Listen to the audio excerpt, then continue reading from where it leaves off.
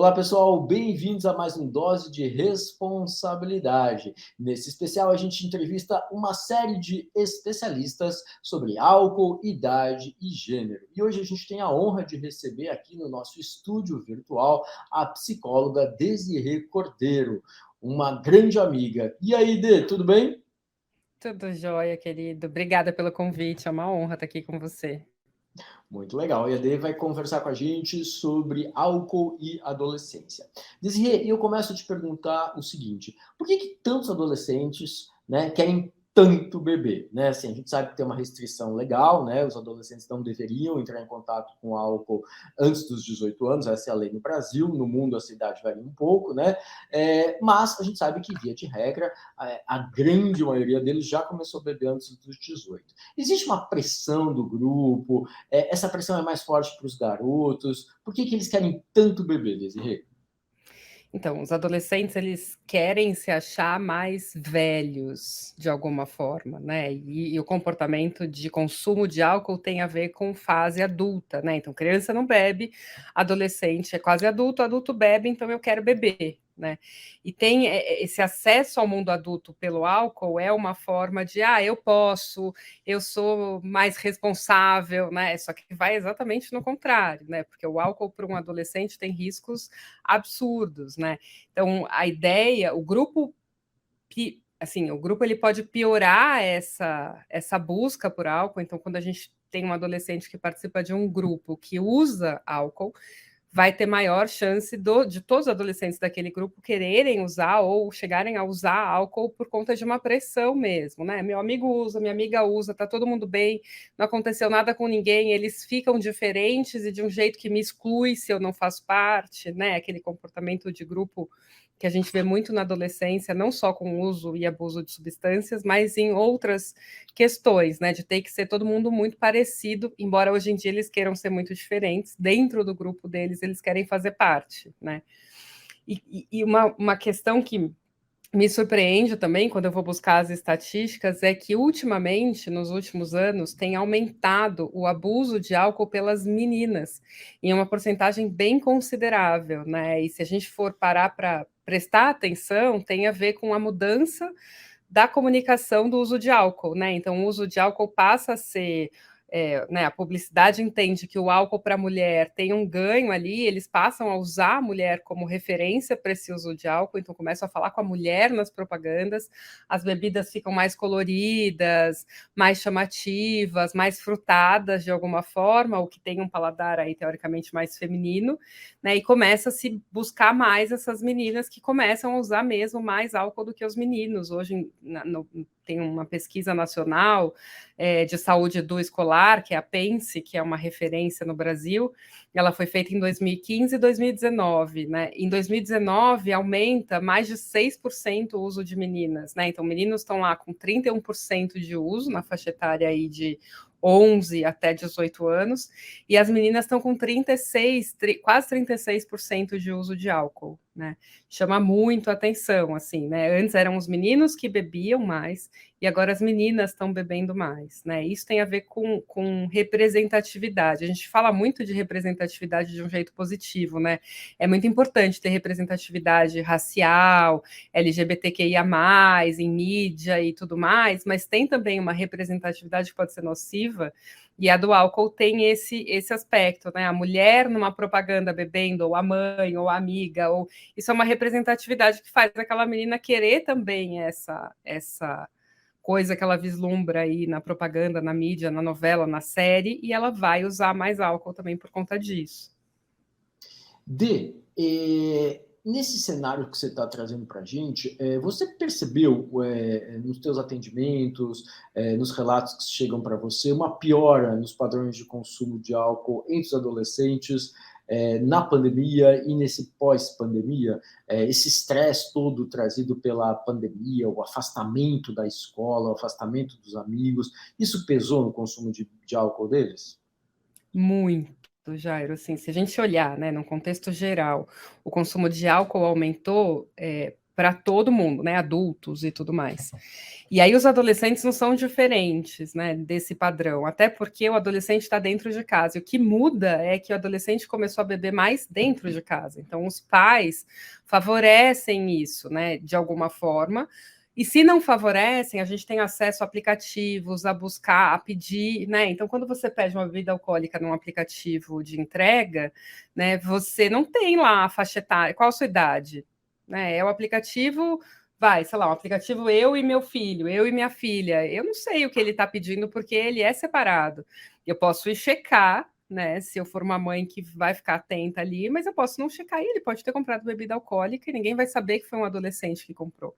Né? Então, o uso e o abuso de substâncias, principalmente o álcool, que é mais fácil acesso, né, porque ela é lícita a partir dos 18 anos, né, ele aumenta muito nesse período de pandemia, porque é muito mais fácil a gente consumir dentro de casa, esconder. Os pais começaram a ter um consumo maior de álcool, então também a coisa da representatividade, né? Eu vejo meus pais cotidianamente bebendo mais, por que não? Né? Ai, pai, posso experimentar?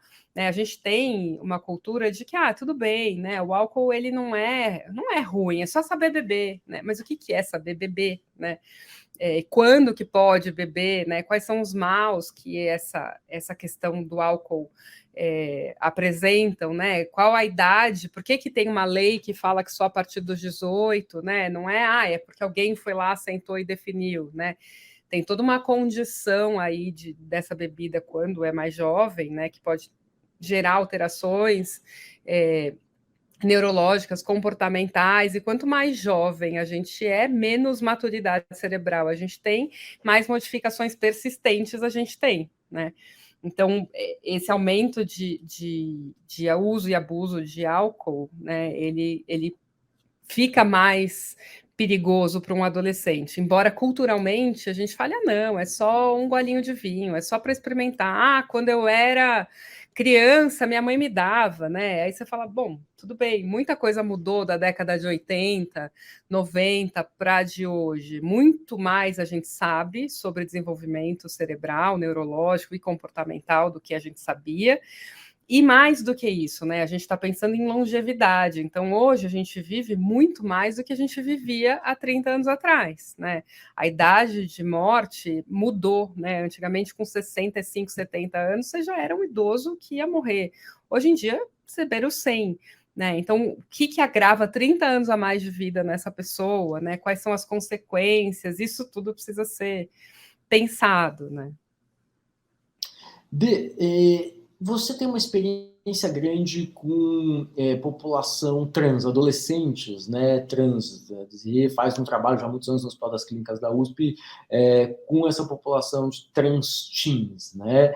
Pensando nessa população trans e talvez na população LGBTQIA+, de uma maneira um pouco mais ampla, você sente que essas questões de abuso de álcool e de outras substâncias são mais prevalentes, são mais comuns nessas minorias, de alguma forma? E se isso acontece, na tua percepção, tem a ver com preconceito, discriminação, exclusão? Vai por aí, Dê? O que você podia contar para a gente a esse respeito? As pessoas trans, elas são mais vulneráveis, né, de alguma forma, ao que acontece ao redor delas, né? Então, algumas, não todas, mas grande parte, quer ter acesso ao grupo, quer fazer parte. Então, elas vão ficar mais vulneráveis, inclusive, à questão do uso de substâncias.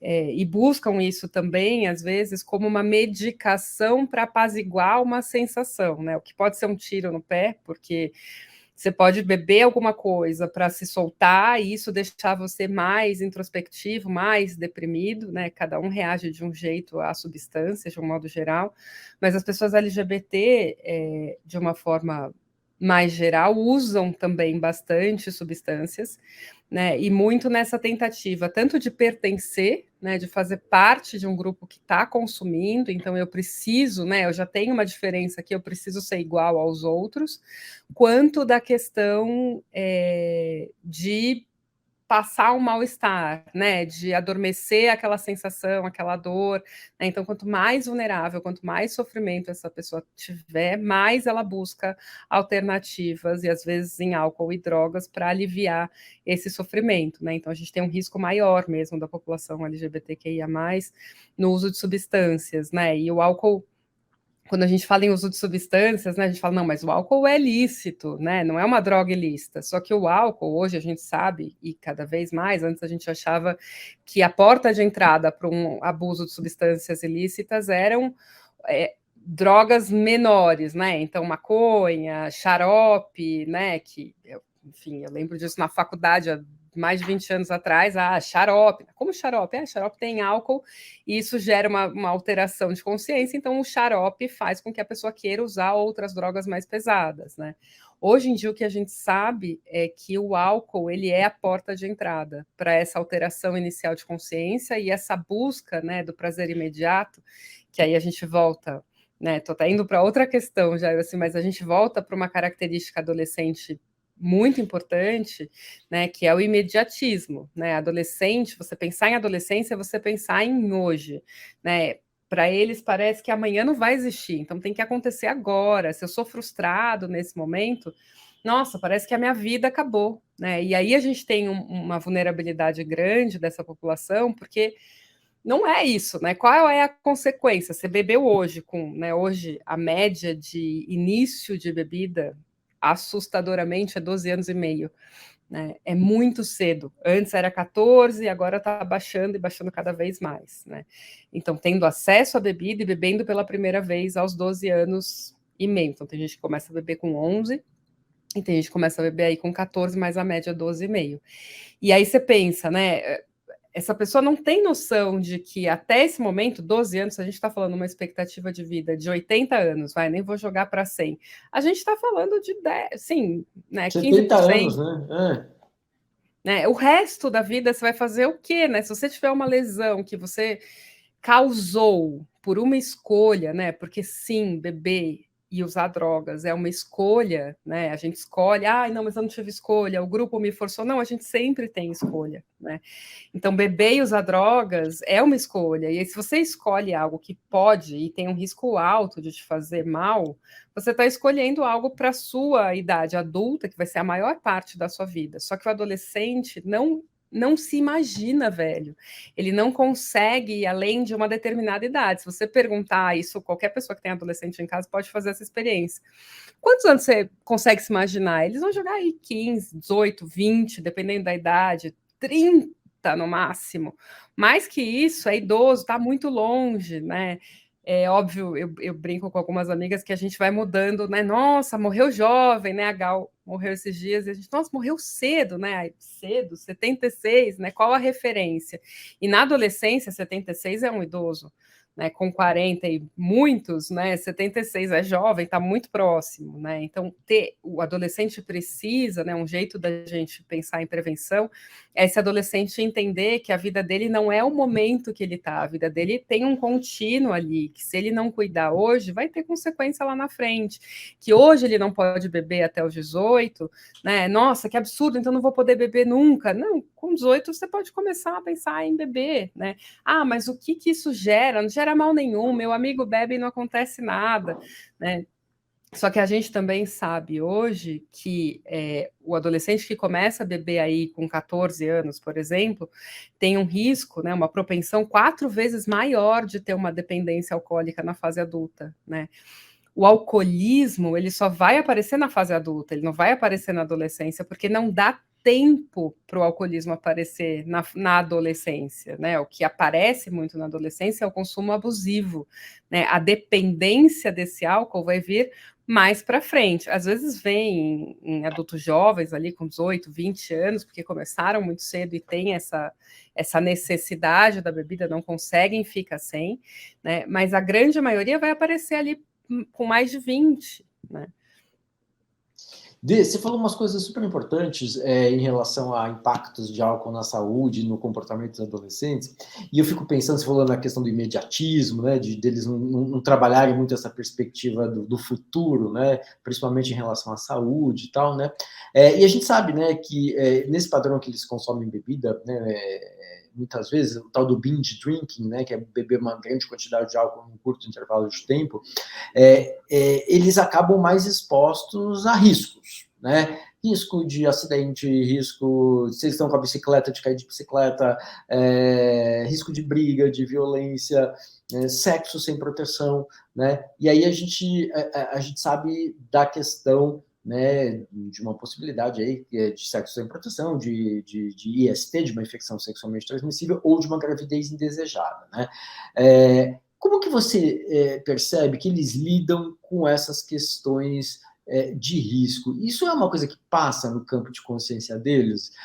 Ou no momento do consumo, eu estou bebendo, eu estou focado aqui em me divertir, não quero nem saber o que vai acontecer, vou desligar aquele botãozinho, sabe, da razão, O filtro da e razão. o filtro aí deixa rolar, né? Depois é depois, a gente se preocupa com isso depois. Você percebe que é muito mais nessa pegada, ou existe a consciência de que eles podem estar expostos a riscos, etc, etc, etc. Como você sente essa questão? Eu acredito que quanto mais informação a gente tem, mais poder a gente tem para escolher e fazer escolhas que tenham mais a ver com a gente, né? Os adolescentes, eles têm muito acesso à informação, mas eles buscam o que eles querem buscar e da forma que eles querem buscar. E a internet tem uma liberdade nesse sentido que, dependendo da busca que você faz, você encontra o que você quer encontrar. Às vezes né, de fonte verídica ali, científica, e às vezes não. Né? E se eu quero ouvir determinada coisa, eu vou buscar o que eu quero ouvir para justificar lá a minha, né, me permitir fazer, né? Então, o binge drinking, que é uma coisa que a OMS tem trazido, né, recentemente com grande impacto, é assustador, assim, né? Não sei se todo mundo tem acesso a entender o que é o binge drinking, mas para os adultos seriam 5 doses de álcool e para mulheres 4 doses de álcool num período de 2 horas.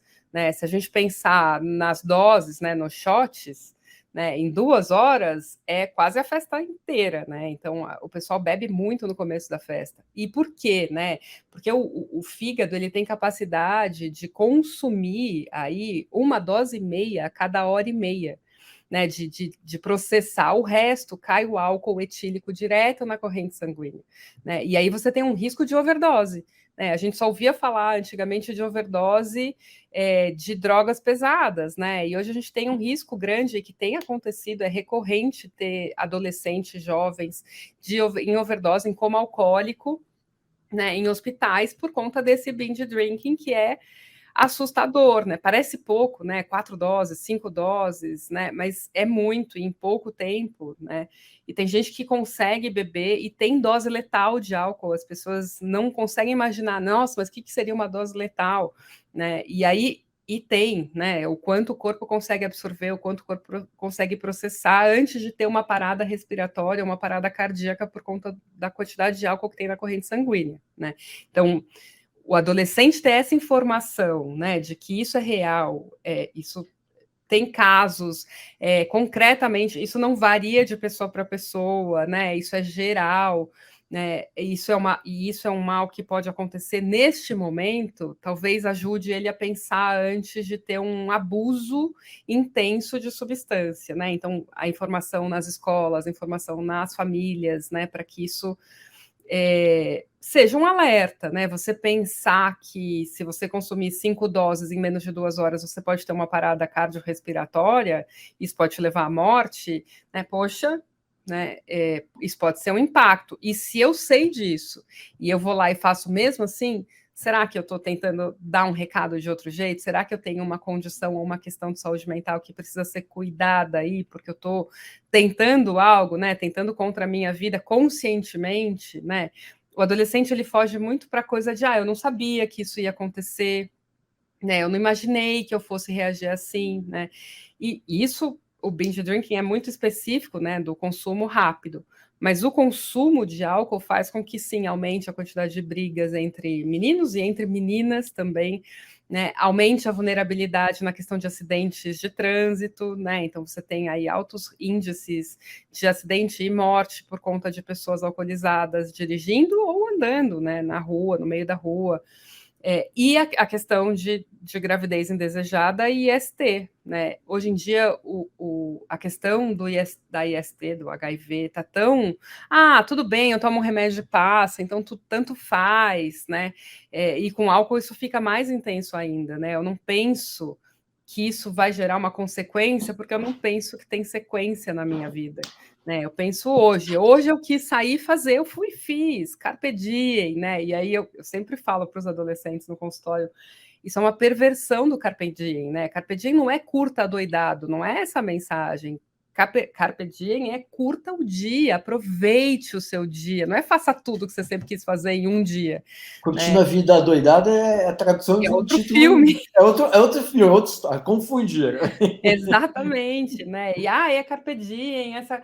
Não, carpe diem, aproveite bem o seu dia, faça dele alguma coisa, faça ele render para você, faça ele ser produtivo para você, né? Não é use tudo que você puder e mais um pouco, né? E aí a gente vai para as festas, festivais que pós-pandemia ficam mais intensos, porque esses adolescentes ficaram confinados muito tempo, e aí a sensação de pode ser que amanhã eu não tenha, né?